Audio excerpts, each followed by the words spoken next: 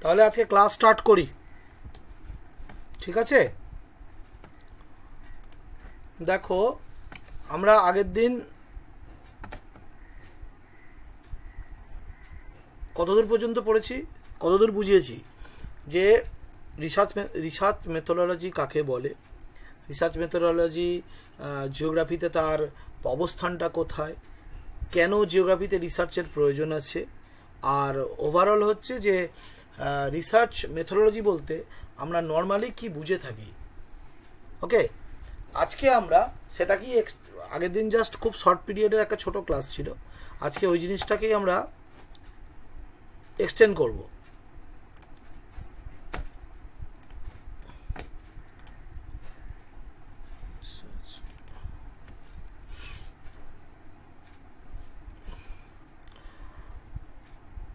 দেখো, আমাদের সিলেবাসে কি আছে? প্রথমেই সিলেবাসে আছে research in geography, meaning, types and significance, তাই তো?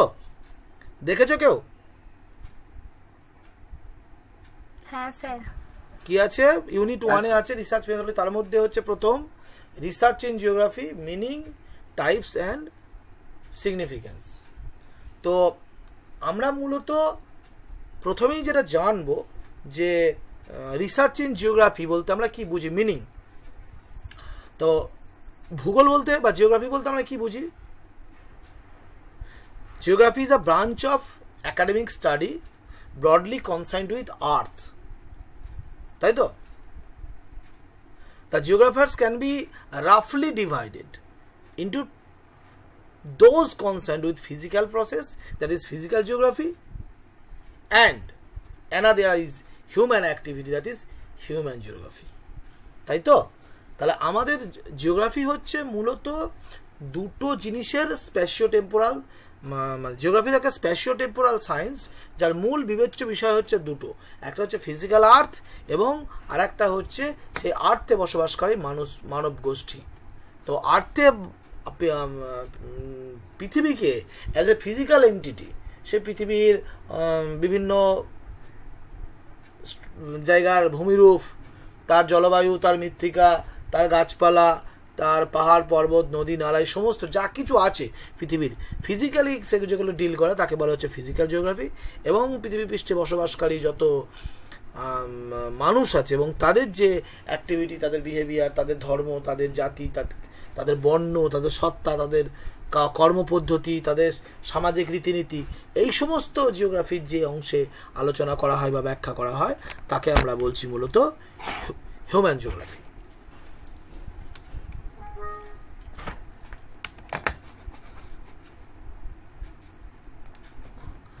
নেক্সট হচ্ছে জিওগ্রাফি জেনারেল স্টাডি ছাড়াও জিওগ্রাফির আর একটা দিক আছে, সেটা হচ্ছে জিওগ্রাফি কিছু ক্রিটিক্যাল স্টাডি বা ক্রিটিক্যাল ইনভেস্টিগেশন বা স্পেসিফিক কালচার বা ফিজিক্যাল ফেনোমেনাকেও তুলে ধরে। যেমন আমরা জানার চেষ্টা করি যে হঠাৎ যে কিরগিজ, এই কিরগিজ জাতির প্রিয় খাবার পচানো দুধ কেন, আবার ল্যাব জাতির প্রিয় খাবার কোনো কি বলে মেরু ভল্লুকের তাজা রক্ত কেন। এই যে এক এক ধরনের জনগোষ্ঠী, তাদের এক এক ধরনের ফুড হ্যাবিট। আবার আমরা যদি আমরা স্যামোয়েদ গোষ্ঠীকে দেখি, তারা আবার কাঠপোকা খেতে খুব ভালোবাসে। তাহলে একাধারে পৃথিবীর 3টে ডিফারেন্ট ট্রাইব, তাদের ডিফারেন্ট খাদ্যাভ্যাস কেন। এই যে কেনর উত্তর তারা ক্রিটিক্যালি আমরা ভাবছি যে একটা জায়গায় এরকম হয়েছে, কেন হলো, এর পেছনে কি বিশেষ কোনো কারণ আছে। এই যে ডেসক্রিপশনকে যখন আমরা অ্যানালিসিসের দৃষ্টিভঙ্গি থেকে ইভ্যালুয়েট করে কোনো ইউজফুল থিওরেম বা ইউজফুল কোনো প্রিন্সিপালকে দাঁড় করাতে চাইছি, বা ইউজফুল কোনো ল বা ইউজফুল কোনো ম্যান্ডেটকে এস্টাবলিশ করতে চাইছি, তখনই কিন্তু সেটা আলটিমেটলি একটা সিনথেটিক নলেজে পরিণত হচ্ছে। এবং সেই সিনথেটিক নলেজটা অবশ্যই তৈরি হচ্ছে কোনো না কোনো রিসার্চ প্রসেসের মাধ্যমে। সেই জন্য আমরা বলতেই পারি জিওগ্রাফি স্পেশাল টেম্পোরাল সায়েন্স হওয়ার জন্য অবশ্যই তার কিছু ক্রিটিক্যাল দিক রয়েছে, এবং সেই ক্রিটিক্যাল দিকগুলোকে উদ্ভাসিত করার জন্য, সেই ক্রিটিক্যাল দিকগুলোকে আরও সরলীকরণ করার জন্য, সেই ক্রিটিক্যাল দিকগুলোকে মানব সমাজ তথা অন্যান্য মানুষদের কাছে, অন্যান্য সাবজেক্ট সে বিশ্বাসকারী মানব গোষ্ঠীর কাছে, বা আমাদের যারা আমরা যারা স্টুডেন্ট বা আমরা যারা এডুকেশন প্র্যাকটিশনার্স আছি, আমাদের কাছে সেই জিনিসটাকে সরলীকরণ এবং সেই জিনিসটার একটা ডোমেনকে এস্টাবলিশ করার জন্য জিওগ্রাফিতে অবশ্যই রিসার্চের প্রয়োজন আছে। একটা সময় ভাবা হতো যে কেবলমাত্র যে সমস্ত সায়েন্টিফিক যে সমস্ত সাবজেক্ট আছে সেগুলোতেই একমাত্র রিসার্চের প্রয়োজন, যেমন ফিজিক্স, পিওর সায়েন্স, তারপর যে ম্যাথামেটিক্স, বায়োসায়েন্স, এই সমস্তগুলো যেগুলো ক্রিটিক্যাল সায়েন্স, যেগুলো ক্রিটিক্যালি সব কিছুকে এস্টাবলিশ করে আর ফান্ডামেন্টাল ল বা ফান্ডামেন্টাল প্রিন্সিপালকে এস্টাবলিশ করে, এদেরই একমাত্র রিসার্চের জায়গা ছিল। কিন্তু পরবর্তীকালে দেখা গেল যে না, সোশ্যাল সায়েন্স যেগুলো আছে বা ল্যাঙ্গুয়েজ, সেখানেও রিসার্চের অবকাশ আছে। কারণ বলা হয় যে আইনস্টাইন তিনি যে বিগ ব্যাং আবিষ্কার করেছেন, নিউটন যে মাধ্যাকর্ষণ শক্তি আবিষ্কার করেছেন, আমেরিগো ভেসপুচি যে আমেরিকা আবিষ্কার করেছে, এই আবিষ্কারটা কোনো অংশেই মেরি কুরি রেডিয়াম আবিষ্কারের থেকে কম নয়। সুতরাং একজনের রিসার্চটা হচ্ছে এক্সপেরিমেন্টাল, আর একজনের রিসার্চটা হচ্ছে এক্সপিডিশনাল বা ফান্ডামেন্টাল। সুতরাং সেই অর্থে যেহেতু জিওগ্রাফির দুটো ডোমেনই রয়েছে, ফিজিক্যাল ডোমেনও রয়েছে, হিউম্যান ডোমেনও রয়েছে, সেই কারণে জিওগ্রাফিতে রিসার্চ করা বা রিসার্চ করানোর এবং রিসার্চের যে টপিক তার ডোমেনটাও অনেক বিস্তৃত এবং অনেক বড়। ক্লিয়ার হলো?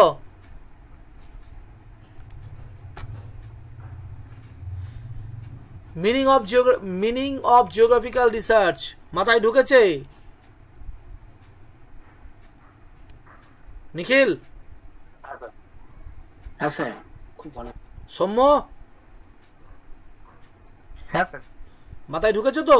আমি একটা করে এই জিনিসগুলো পরীক্ষায় আসবে, আমি দিয়ে দেবো মেটেরিয়াল, আজকে যেটুকু পড়াবো সেটুকু দিয়ে দেবো, চিন্তা নেই। কিন্তু তার আগে তোমাদেরকে বলতে হবে বুঝতে পারছো কিনা।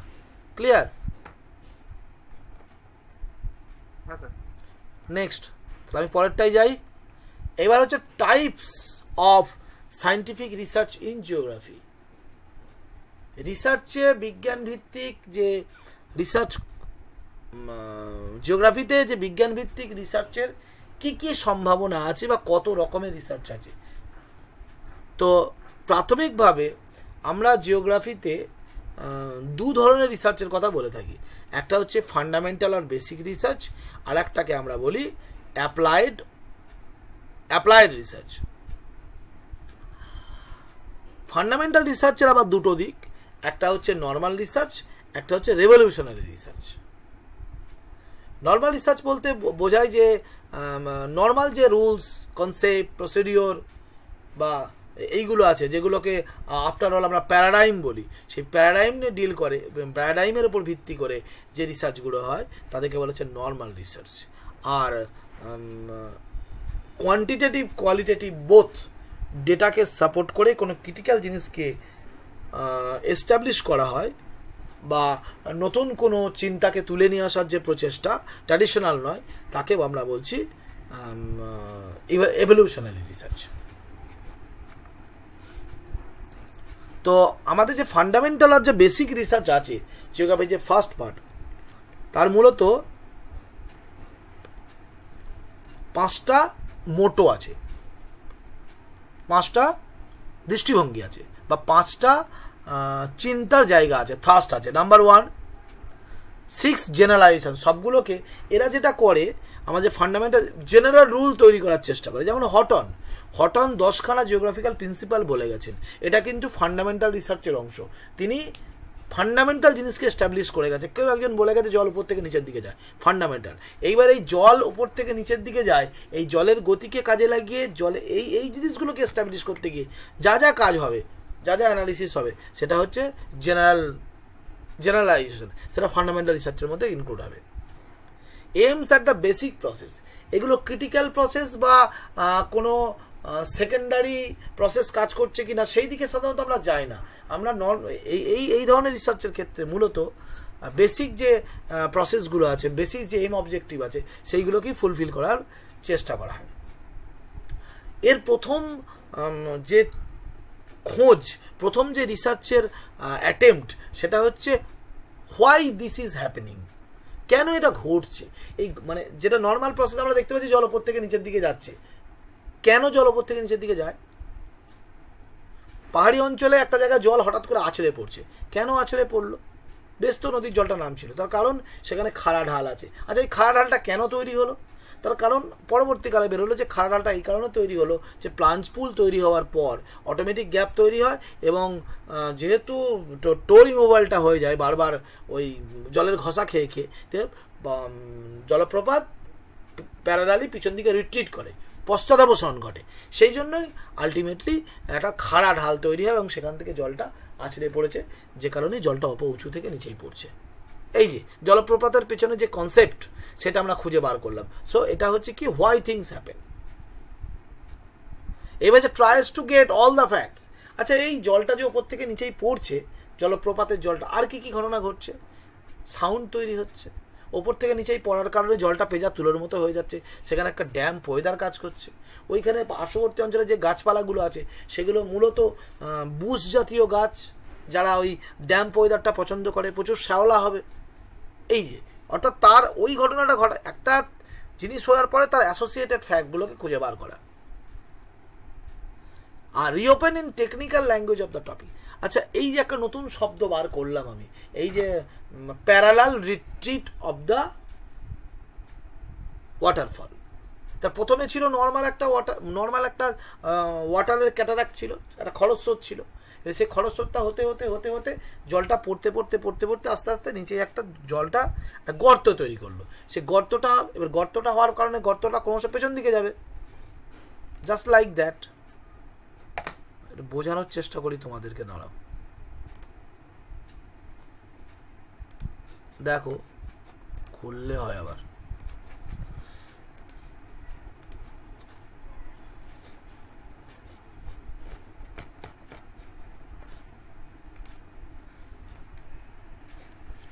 দেখো, ধরো আমার এই একটা জায়গা ছিল,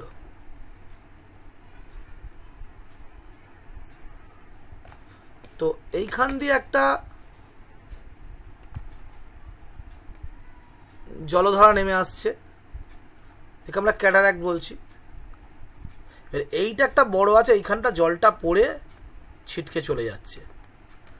তো আলটিমেটলি জলটা পড়তে পড়তে পড়তে পড়তে এখানটা কি হবে, একটা বড় গর্ত তৈরি করবে। করতে করতে একটা সময় যেটা হবে সেটা হচ্ছে এই জায়গাটা আমার মুছে চলে যাবে, দিয়ে এই টোটালটা আমার একটা এই বড় প্লাঞ্জ পুল তৈরি হবে। এখানটা পুরোটাই আমার জল, পুরোটাই জল। তাহলে এইবারে কি হবে না, এইবারে যেটা হবে সেটা হচ্ছে যে এই যে জলটা ছিল, এই জলটা এবারে এখান থেকে লাফিয়ে নিচেই পড়বে। এই জলটাই আমার লাফিয়ে নিচেই পড়বে।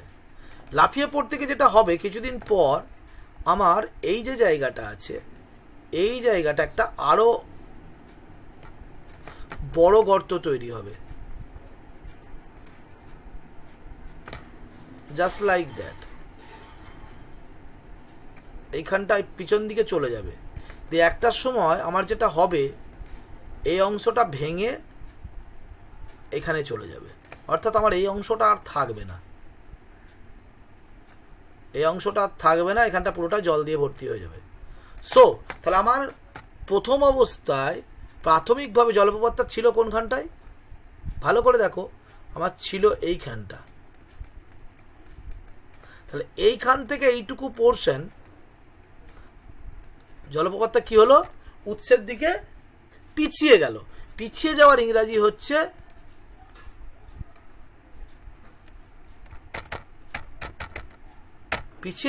হচ্ছে রিট্রিট।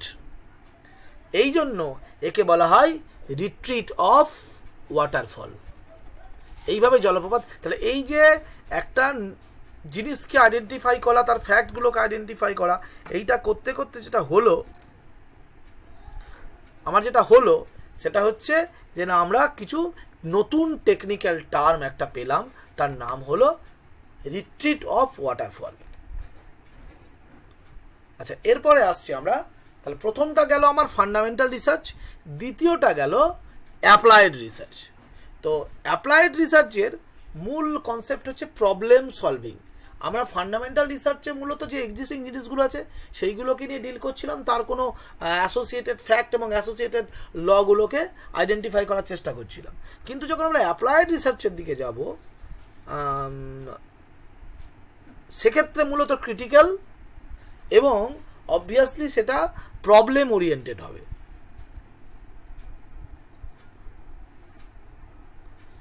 অ্যাপ্লাইড রিসার্চের প্রথম যে মোটো, ফার্স্ট, অ্যাপ্লাইড রিসার্চ কিন্তু জেনারেলাইজড হবে না। অ্যাপ্লাইড রিসার্চ হবে ইন্ডিভিজুয়াল আর কেস স্টাডি ভিত্তিক, কেস স্টাডি স্পেসিফিক হবে, আর কিছু অ্যাকিউট অবজেক্টিভ তৈরি করতে হবে। অর্থাৎ place to place, topic to topic, content to content, তার কিন্তু অবজেক্টিভ সম্পূর্ণ আলাদা হবে। 2 নম্বর,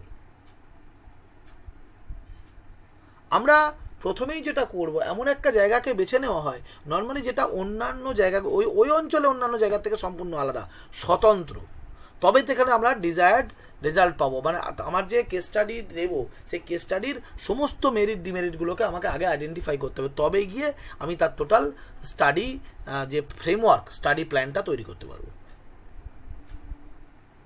এখানে মূলত যেটা আইডেন্টিফাই করা হয়, ক্রিটিক্যাল ইভ্যালুয়েশন করা হয়, how things can be changed, যে এর যে পরিবর্তন, এই যে পার্টিকুলার কেস স্টাডিটা আমি নিলাম, এই কেস স্টাডির ক্ষেত্রে আমার যে ঘটনাগুলো ঘটছে সেগুলো তো জেনারেল ঘটনা নয়, এক্সেপশনাল ঘটনা। এই এক্সেপশনাল ঘটনাগুলো কেন ঘটছে তার পেছনে কারোর অনুসন্ধান করা, এবং এই ধরনের এক্সেপশন পৃথিবীর আর কোথায় কোথায় ঘটতে পারে, এবং তার যে রিলায়েবল আউটকাম সেটা কি এইটার মতোই হবে। এই যে আলটিমেট কিছু ফান্ডামেন্টাল ল তৈরি করা, এটাই হচ্ছে মূলত তোমার অ্যাপ্লাইড রিসার্চের মূল জায়গা। আর পরবর্তীকালে রিসার্চের এই দুটো গেল জিওগ্রাফির একদম প্রাথমিক দুটো রিসার্চের টপিক। একটা হচ্ছে তোমার ফান্ডামেন্টাল রিসার্চ, আর একটা হচ্ছে অ্যাপ্লাইড রিসার্চ। তবে বর্তমান দিনে geography as a scientific discipline হিসেবে ডেভেলপ করার পর জিওগ্রাফির ডোমেন অনেক বেড়ে গেছে, এবং সেই কারণে জিওগ্রাফির যে রিসার্চের ডেলেমা, রিসার্চের যে পরিধি, রিসার্চের যে হরাইজন, সেটা অনেক বেশি এক্সপ্যান্ড হয়েছে, এবং অনেক বিশেষ করে ক্রিটিক্যাল অর্থাৎ অ্যাপ্লাইড রিসার্চের যে পরিধি, সে অ্যাপ্লাইড রিসার্চের পরিধিটা অনেক বড় এবং অনেক মাইক্রো লেভেল পর্যন্ত নেমে এসেছে। সেই জন্য আমাদেরকে কিন্তু এখন আর শুধুমাত্র এই ফান্ডামেন্টাল আর অ্যাপ্লাইড বলে ছেড়ে দিলে হবে না, বরং কিছু স্পেসিফিক বিশেষ বিশেষ ধরনের রিসার্চ আমাদের জিওগ্রাফিতে এসেছে, সেই নামগুলো আমাকে একটু জানতে হবে, সেগুলোর বিহেভিয়ারগুলো জানতে হবে। Number 1, quantitative research. আজকে প্রায় জিওগ্রাফির অধিকাংশ রিসার্চ হচ্ছে কোয়ান্টিটেটিভ রিসার্চ, অর্থাৎ নিউমেরিক ডেটা, তথ্য সংগ্রহ করা হয়, তাকে ডিফারেন্ট স্ট্যাটিস্টিক্যাল হোক, রিমোট সেন্সিং হোক, জিআইএস টেকনিক হোক, বা অ্যানাদার বিভিন্ন ধরনের ডেটা অ্যানালিসিস সফটওয়্যার বা ডেটা অ্যানালিসিস টেকনিক দিয়ে তাকে অ্যানালিসিস করে আলটিমেট আউটকামটাকে বার করা হয়। যেহেতু কোয়ান্টিফিকেশান করাটাই বা কোয়ান্টিফিকেশানের মাধ্যমে রিসার্চটা কন্টিনিউ হয়, সেজন্য একে বলা হয় কোয়ান্টিটেটিভ রিসার্চ। আর এক ধরনের রিসার্চ তাকে বলা হচ্ছে কোয়ালিটেটিভ রিসার্চ।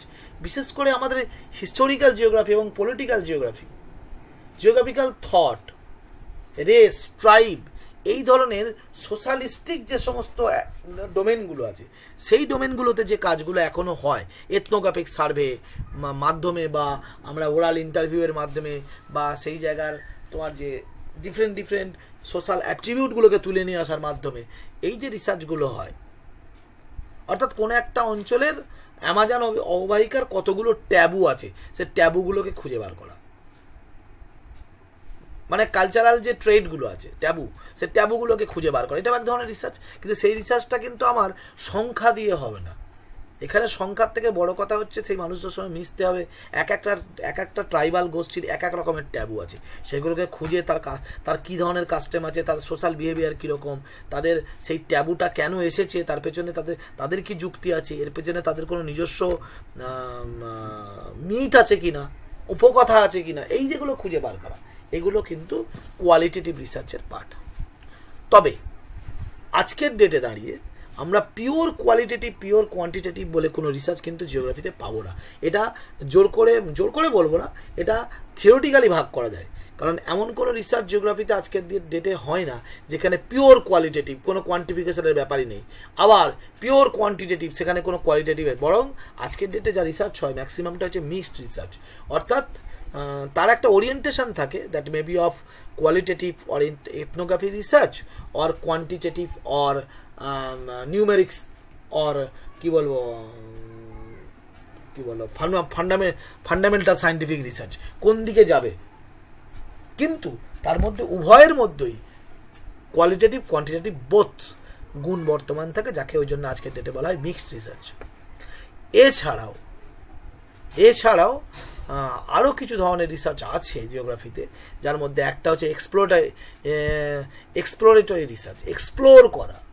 আজকেও এখনও কিছু কিছু ভূগোলের লোকজন আছে যারা আমাজনের গহন অরণ্যে কোথায় কী আছে, আমাজনের গভীর অরণ্যে কোনো বিশেষ ধরনের প্রাণী আছে কিনা, আমাজনের গভীর অরণ্যে এমন কোনো ট্রাইব বাস করে কিনা যারা আজও মানুষের সঙ্গে যোগাযোগ করে উঠতে পারেনি। এই যে এক্সপ্লোর করে করে নতুন ডোমেনকে তুলে নিয়ে আসে, এটা আজও কিন্তু এই ধরনের রিসার্চ কিন্তু এখনও হয়। 2 নম্বরে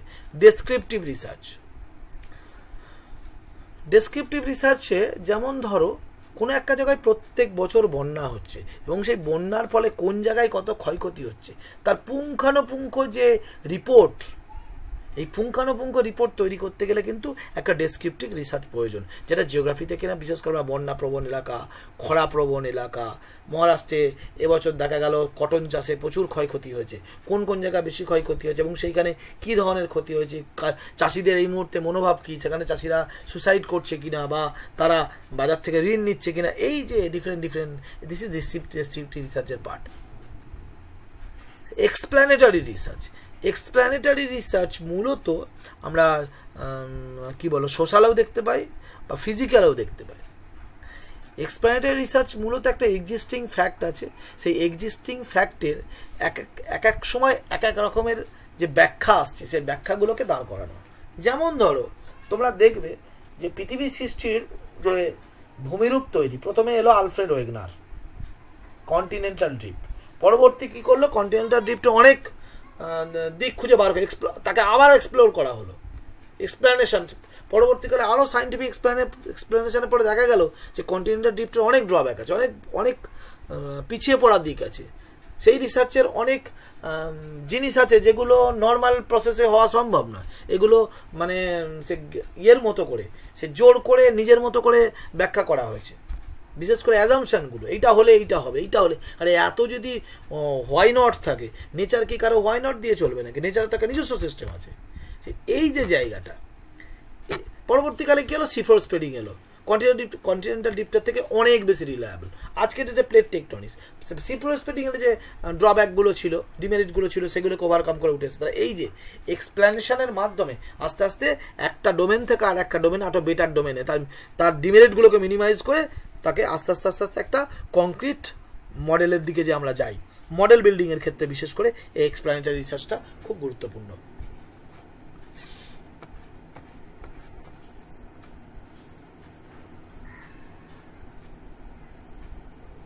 লঙ্গিটিউডিনাল রিসার্চ,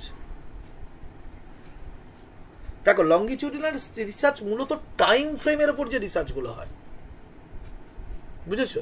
ধরো কেউ কাজ করছে চন্দননগর ভদ্রেশ্বর অঞ্চল, দেখবে তুমি ভালো করে মজা দেখবে যে হুগলি জেলায় একটাই মিউনিসিপ্যাল কর্পোরেশন, সেটা হচ্ছে চন্দননগর মিউনিসিপ্যাল কর্পোরেশন। বাকি ভদ্রেশ্বর বলো, চাঁপদানি বলো, এদিকে কোতরাং বলো, শ্রীরামপুর বলো, উত্তরপাড়া বলো, এরা কিন্তু কেউ মিউনিসিপ্যাল কর্পোরেশন নয়, সবাই কিন্তু মিউনিসিপ্যালিটি। ঠিক আছে? তা পৌরসভার পৌরপুঞ্জ দুটোর মধ্যে তাহলে আমি একটা জিনিস অ্যানালিসিস করতেই পারি যে চন্দননগর পৌরপুঞ্জ হওয়ার ইতিহাস, অর্থাৎ চন্দননগর একটা শহর হিসেবে ডেভেলপ করা এবং সেখানে কেন মিউনিসিপ্যাল কর্পোরেশন আজও বিরাজ করছে। এই যে টোটাল বিভিন্ন টাইম ফ্রেমে চন্দননগরের কি কন্ডিশন ছিল, যদি আমরা অ্যাভেলেবেল ইনফরমেশান বিভিন্ন তথ্য ঘেটে এই যে total time frame time journey করে তাকে যে একটা ডোমেন, একটা নতুন দিগন্ত খোলার চেষ্টা করছি চন্দননগরের ইতিহাসের উপরে। This is one type of longitudinal research. Cross sectional research, cross sectional রিসার্চকে অনেক ক্ষেত্রে তোমার কম্পারেটিভ রিসার্চও বলা হয়। এইটা আজকের ডেটে খুব খুব খুব ইম্পর্টেন্ট হয়ে বসে আছে। দেখবে আমরা খালি বলছি যে ক্লাইমেট চেঞ্জ হয়েছে, এই ক্লাইমেট চেঞ্জ হওয়ার জন্য কি পরিবর্তন হয়েছে। তাহলে যখন ক্লাইমেট চেঞ্জ ছিল না, আজ থেকে 100 বছর আগে নেচার কীরকম ছিল, আর আজকে 100 বছর পরে নেচারের কী কী হয়েছে, কী কী নতুন, কী কী ভালো দিক হয়েছে, কী কী খারাপ দিক হয়েছে, কোন জায়গায় উন্নতি হয়েছে, কোন জায়গায় অবনতি। এই যে ক্রস সেকশন, এটাকেও কাটাছেড়া করা, তার পাশে আরেকটাকে কাটাছেড়া করা, এবং সেই কাটাছেড়া করার পর দুটোকে কম্পেয়ার করা, this is cross sectional research. Action research, action research মূলত যেটা কাজ করা হয় জিওগ্রাফিক্যাল পিওর অ্যাপ্লিকেশন পার্টে। অ্যাকশন রিসার্চ মূলত যারা আমাদের জিওগ্রাফিক্যাল ইঞ্জিনিয়ার যারা আছে, তারা একটা জায়গায় লং প্রোফাইল রান করলো, একটা নতুন রেল লাইন বসবে এবং সেটা পাহাড়ি অঞ্চলে উঁচু নিচু, সেখানে লং প্রোফাইল করার পরে তোমাদেরকে যদি আমি ধরো একটা এক্সাম্পল দিই, ধরো পাহাড়ি অঞ্চলে এরকম একটা ভূমিরূপ ছিল,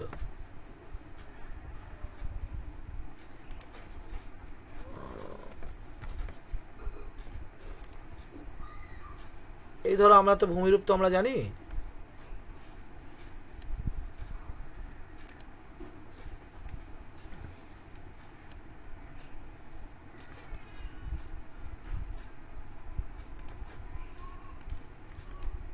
এই একটা পাহাড়ি অঞ্চলের ভূমিরূপ। এইবারে একজনকে বলা হলো যে তুমি এখানে রেল লাইন পাতবে, সে রেল লাইন পাততে গেলে প্রথমেই যেটা করবে সে একটা ক্রস সেকশন ড্র করবে, করে যেটা করবে এর মধ্যে একটা রিলায়েবল পয়েন্ট বার করবে। This is my reliable point. স্ক্রিনটা শেয়ার করুন। ওহো, স্ক্রিন শেয়ার করা হয়নি না, জাস্ট 1 মিনিট।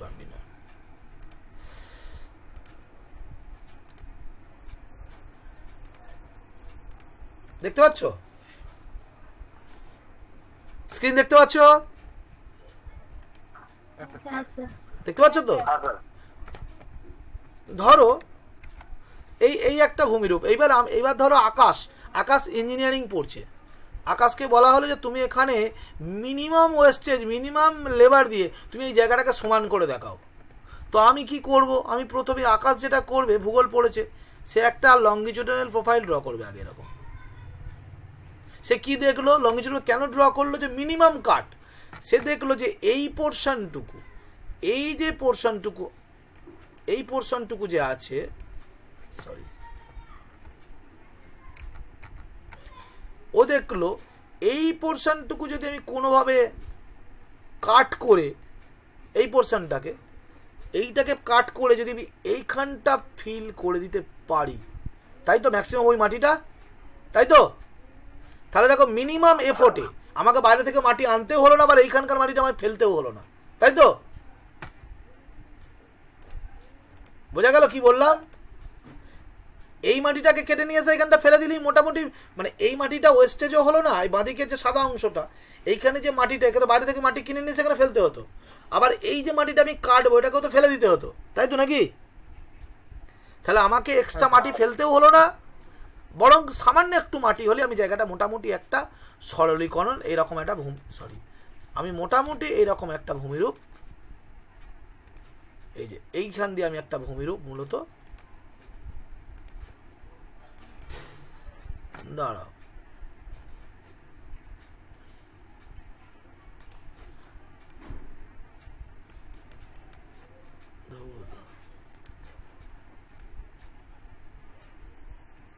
আমি এরকম একটা ভূমিরূপ মোটামুটি পেয়ে যাবো, নন আন্ডুলেটিং, তাই তো? কারণ এখানটা কেটে এই পোর্শনটাকে কেটে তো আমি এইখানটা ফিল করে দিয়েছি, এখানটা ফিল করে দিয়েছি, তো এখানে ভর্তি হয়ে গেছে, তো বুঝা গেল? এই যে বিশেষ ধরনের যে রিসার্চ, তাকে আমরা বলি মূলত তোমার কি বলবো, অ্যাকশন রিসার্চ। আচ্ছা, এইবারে আমাদের জিওগ্রাফিতে এই মুহূর্তে আজকের ডেটে আমরা ইকোনমিক জিওগ্রাফিটার উপরে খুব জোর দিচ্ছি। বিশেষ করে যারা ধরো নারেগা, এমজি নারেগা 100 দিনের কাজ নিয়ে কাজ করছে, তাদের বা রুরাল ইকোনমিক্স নিয়ে, যারা মাইক্রো ইকোনমিক্স নিয়ে কাজ করছে রুরালে, তাদেরকে যেটা করতে হবে, তার পলিসি ওরিয়েন্টেড রিসার্চ করতে হবে। যে গভর্নমেন্টের যে বিভিন্ন পলিসি আছে, নাবার্ড আছে, তারপরে তোমার জনধন প্রকল্প আছে, আজকে শিক্ষাশ্রী, কিছু যুবশ্রী আছে, তারপরে হচ্ছে তোমার বেকার ভাতা আছে, বিভিন্ন অটো কেনার জন্য একটা বিশেষ ধরনের টাকা দেয়, প্রধানমন্ত্রীর জনধন যোজনা আছে, হ্যাঁ, এই সমস্ত যে আছে না, এই এক এক দিতে যোজনা, এই যে যোজনাগুলোর দ্বারা মানুষ কতটা বেশি কতটা বেনিফিটেড হয়েছে, তার জন্য কি করতে হবে, পার্টিকুলার এরিয়ায় গভর্নমেন্টের যে সমস্ত স্কিম, তার এফেক্টিভনেস এবং মানুষের অ্যাকসেপ্টেন্স, এই দুটোকে কম্পেয়ার করে আলোচনা করতে হবে, করে দেখতে হবে সেখানকার মানুষগুলো উপকৃত হলো কি হলো না। যদি উপকৃত হয়ে থাকে, এই মডেল অন্য পৃথিবীর ভারতবর্ষের অন্য কোনো জায়গায় বা অন্য কোনো অঞ্চলে ফিট করা যায় কিনা। This is policy oriented research. আচ্ছা, আর একটা আছে ক্লাসিফিকেশন রিসার্চ। ক্লাসিফিকেশন রিসার্চ আমরা সাধারণত এক্সেপশনাল জায়গায় কাজগুলো করে থাকি। যে একটা জায়গায় দেখা যাবে যে 3 ধরনের মানুষ আছে, 3 ধরনের মানুষের মধ্যে এক ধরনের মানুষ একই পরিবেশে বাস করছে, কিন্তু এক ধরনের মানুষ উন্নতি করতে পারছে, বাকি 2 ধরনের মানুষ উন্নতি করতে পারছে না। কেন পারছে না? তাদের আগেই তাদের সোশ্যাল যে প্রোফাইল, সে সোশ্যাল প্রোফাইলটাকে আগে ক্লাসিফাই করা দরকার। এদের প্রত্যেকের কি কি রিসোর্স আছে, এদের আছে, এর কি আছে, এর কি আছে, এর কি আছে, এ কিভাবে পরিশ্রম করছে, কি করেছে, এ কিভাবে করছে, এডুকেশন প্রোফাইল কেমন, ওর কেমন, এর কেমন, এই যে কম্পেয়ার করে করে ক্লাসিফাই করে 3টাকে আগে এস্টাবলিশ করা, তারপরে দেখা যে ও যে ডেভেলপমেন্টটা করছে, যে পার্টিকুলার গ্রুপটা, সেই পার্টিকুলার গ্রুপটা বিশেষ কোনো কিছুর দ্বারা বেনিফিটেড না, তারা শুধুমাত্র বুদ্ধি এবং তাদের সোসাইটাল প্ল্যানের জন্য এগিয়ে চলে যাচ্ছে। This is one type of classification research. আর কম্পারেটিভ রিসার্চ যেমন ধরো হচ্ছে পশ্চিমবঙ্গে একমাত্র কলকাতায় কেন মহানগর হলো, পশ্চিমবঙ্গ কেন দ্বিতীয় মহানগর নেই, তাহলে আমি ধরে নিচ্ছি কলকাতা ছাড়া এই মুহূর্তে পশ্চিমবঙ্গের দ্বিতীয় বড় যে শহর সেটা হচ্ছে শিলিগুড়ি, তারপরে হচ্ছে আসানসোল। তাহলে এইবারে দেখতে হবে শিলিগুড়ি যদি মহানগর হতে পারত, শিলিগুড়ি মহানগর হয়ে ওঠার পিছনে কলকাতা থেকে কী কী ব্যাপারে পিছিয়ে আছে, কোন কোন জায়গাগুলো মেরামত করতে হবে। This is comparative research. আচ্ছা, না কোনো কাজ চলছে। এবার হচ্ছে ক্যাজুয়াল রিসার্চ। ক্যাজুয়াল রিসার্চ সাধারণত আমরা যে রিসার্চগুলো করি, আমরা যে রিপোর্টগুলো তৈরি করি, টার্ম পেপার যে তৈরি করি, এগুলো কিন্তু ক্যাজুয়াল রিসার্চ। আমরা কিন্তু সেইভাবে সিরিয়াসলি কাজ করে কোনো একটা পার্টিকুলার ডোমেনকে বার করার চেষ্টা করি না। ক্যাজুয়াল রিসার্চ মানে নর্মালি ডেটাবেস সংগ্রহ করা হয়, কাজ করা হয়, সেখানে ধরে নেওয়া হয় কিছু একটা আউটকাম আসবে, এবং এমন কিছু আউটকাম যেটা হয়তো তার জন্য আগে থেকে খুব একটা আমরা চিন্তা ভাবনা করে এগোইনি, কিন্তু দেখা গেল একটা আউটকাম এলো। This is casual research. আচ্ছা, থিওরি টেস্টিং রিসার্চ আর থিওরি বিল্ডিং রিসার্চ, এই দুটো রিসার্চকে তোমাদেরকে এই মুহূর্তে আমরা থিওরি টেস্টিং রিসার্চ তোমরা কিছুটা ল্যাবে যে কাজগুলো করো, বিভিন্ন সয়েলকে টেস্ট করার পরে তুমি সয়েল ম্যাপ যে তৈরি করছো, this is theory testing research. আমি যে থিওরি আমি ধরে নিয়েছি যে এইখানে পাট চাষ খুব ভালো, সুতরাং এখানে এই মাটি আছে, আমি সেখান থেকে মাটি নিয়ে এসে পার্টিকুলার অঞ্চলে টেস্ট করলাম, করে দেখা গেল যে হ্যাঁ ঠিক আমি যেটা ভাবছিলাম ওই মাটিটা ওইখানে আছে, এই নিউট্রিয়েন্ট, ওই জন্য ওখানে চাষটা ভালো হয়। সুতরাং আমি ধরেই নিলাম এই মাটি এই ধরনের অন্য জায়গায় যদি আমি থাকে, সুতরাং সেখানে পাট চাষটা ভালো হবে। দিস ইজ তারপরে একটা থিওরিকে টেস্ট করার পরে নতুন থিওরিকে বিল্ড আপ করলাম। This is theory building research.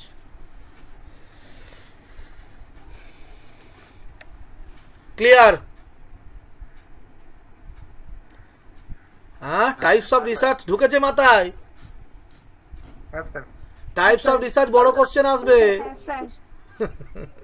Meaning of research হয়তো 2 আসবে, তার থেকে টাইপস অফ রিসার্চ 8 নম্বরে, টোটাল 10 নম্বরের কোশ্চেন। ওটা পারবে তো লিখতে?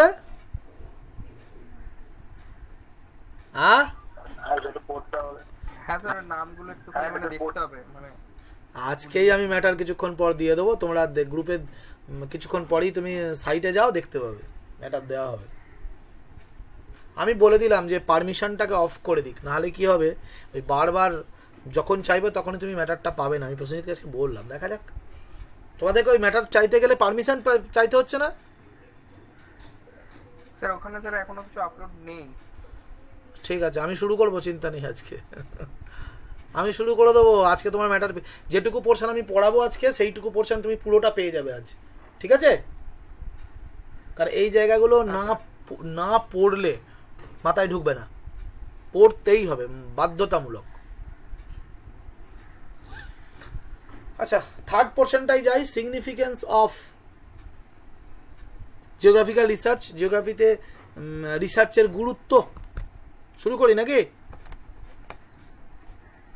এটা হয়তো 5 নম্বরে আসবে, বুঝেছ? শুনতে পাচ্ছ? হ্যাঁ sir. Meaning of geographical research, meaning of geographical research 2 নম্বরে। Types, different types of research in geography 8 নম্বরে। আর 5 নম্বরে দিয়ে দিল significance of research in geography, যেটা আমি প্রথমে কিছুটা বলেছি, সেটা আমি আর একবার বলবো। তাহলে আমরা তো জানি জিওগ্রাফি হচ্ছে একটা স্প্যাশিও টেম্পোরাল সায়েন্স, তাই তো?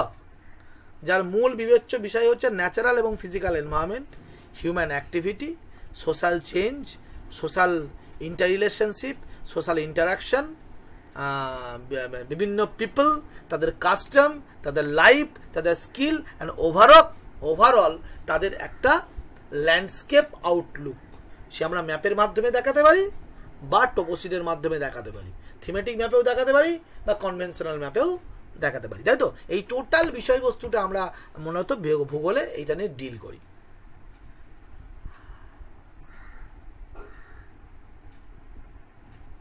তো জিওগ্রাফিতে যে রিসার্চ হয়, সেই রিসার্চের ক্ষেত্রে আমরা মূল 6টা জিনিসের উপরে খুব গুরুত্ব দিই। 6টা জিনিস আমি দিয়ে দেবো, এগুলো টেনশন নেওয়ার কিছু নেই, সব আমি লিখে রেখেছি, তোমাদের দিয়ে দেবো। নাম্বার 1 হচ্ছে, যে কোনো ধরনের রিসার্চের ক্ষেত্রে আমরা কিন্তু একটা পারপাস বা একটা গোল আগে সেট করি, যে কি গোল বা কি উদ্দেশ্য নিয়ে আমি রিসার্চটা করব। 2 নম্বরে সেই গোলটাকে এস্টাবলিশ করার জন্য একটা কারিকুলামকে সেট করি, এবং সেই কারিকুলামটাকে ট্রায়াল এন্ড এরর, প্র্যাকটিস এবং পেডাগজি কথার অর্থ হচ্ছে সাইকোলজি। যে জায়গার উপরে কাজ করব সেই জায়গার সাইকোলজি, এবং যাদেরকে দিয়ে কাজটা করাবো তাদের সাইকোলজিকে স্টাডি করে আলটিমেটলি আমার কাজের একটা টোটাল প্ল্যানকে তৈরি করতে হবে।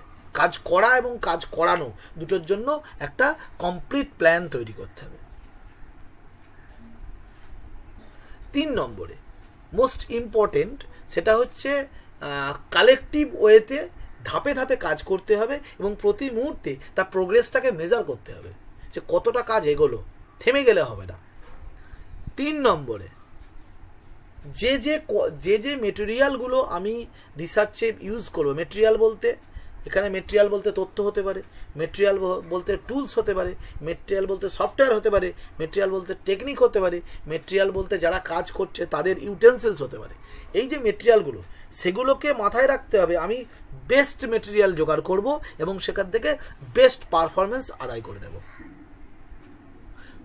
5 নম্বরে আমরা যে রিসার্চ করব, সেই রিসার্চ যাদেরকে দিয়ে করাবো এবং যিনি করবেন উভয়ের কিন্তু একটা সম্যক নলেজ এনভায়রনমেন্ট, তার টোটাল একটা সুন্দর মেন্টাল ইমেজ তৈরি করতে হবে, যাকে আমরা বলি কমপ্লিট কগনিশন। এই কগনিশনটাকে ডেভেলপ করাতে হবে। এই কগনিশন ডেভেলপ করা হবে দুটোর মাধ্যমে। একটা হচ্ছে যে কাজটা করতে চাইছি বা যেই রিসার্চের যে আউটকামটা আমি পেতে চাইছি, সেই জায়গা পর্যন্ত পৌঁছানোর জন্য ভুল ধারণাগুলোকে ভাঙতে হবে, আর কোন কোন জিনিসটা আমাকে এই গোল বা এই অবজেক্টিভ ফুলফিল করতে সাহায্য করবে, সেই জিনিসগুলোকে ঠিকঠাক করে চিনে নেওয়া এবং তাকে তার কার্যপদ্ধতি বুঝে নেওয়া, এটা দুটোই এর মধ্যে পড়ে।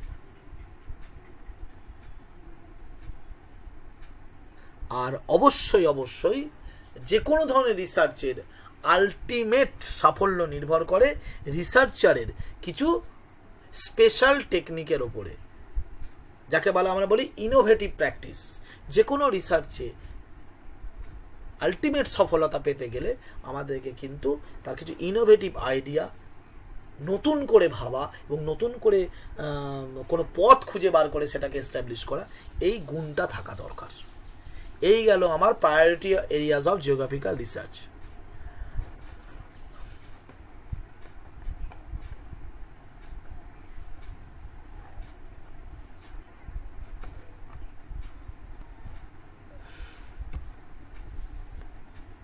জিওগ্রাফিতে রিসার্চের কেন প্রয়োজন? নাম্বার 1, এক্সপিরিয়েন্স ডেভেলপ করা। 2 নম্বরে, জিওগ্রাফি অ্যাজ এ ডিসিপ্লিন তাকে টিকিয়ে রাখা এবং তার কন্টেন্টের পরিধিকে বাড়ানো।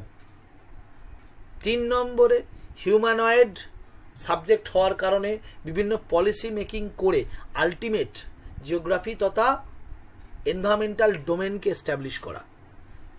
3 নম্বরে, রিসার্চ ইনভেনশনের মাধ্যমে হিউম্যান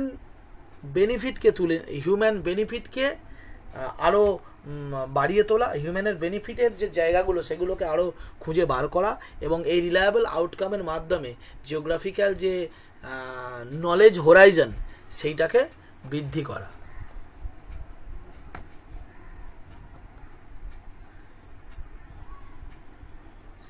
এরপরে যেটা ইম্পর্টেন্ট হচ্ছে, রিসার্চের মাধ্যমে যেহেতু অনেক নতুন নতুন পথ খুলে যায়, তার ফলে পুরাতন যে থিওরেমগুলো, যে এস্টাবলিশগুলো আছে সেগুলোকে আস্তে আস্তে নাকচ করে আরো বেটার এক্সপ্লেনেশন, আরো বেটার থিওরেমের দিকে জিওগ্রাফি এগিয়ে যেতে পারে।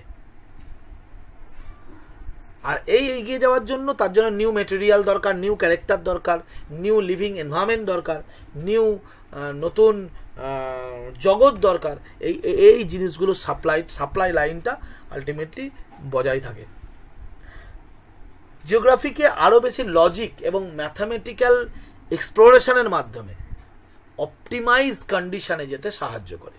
আর সবচেয়ে গুরুত্বপূর্ণ, বিশেষ করে সোশ্যাল রিসার্চ, সোশ্যাল ফেনোমেনাগুলোর প্রপার সলিউশনের মাধ্যমে মানব জাতির সর্বোচ্চ উৎকর্ষতা, আলটিমেট যে গেইন, সেই জায়গায় পৌঁছানোর একটা রাস্তা খুলে দিতে সাহায্য করে। এই গেল জিওগ্রাফিতে রিসার্চের ভূমিকা। মাথায় ঢুকলো?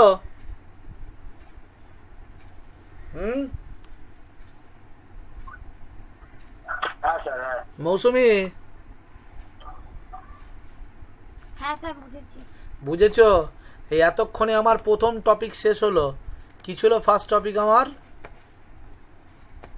Research in geography, types and significance.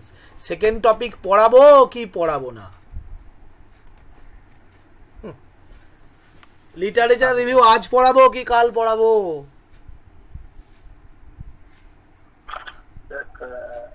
Sir কালকে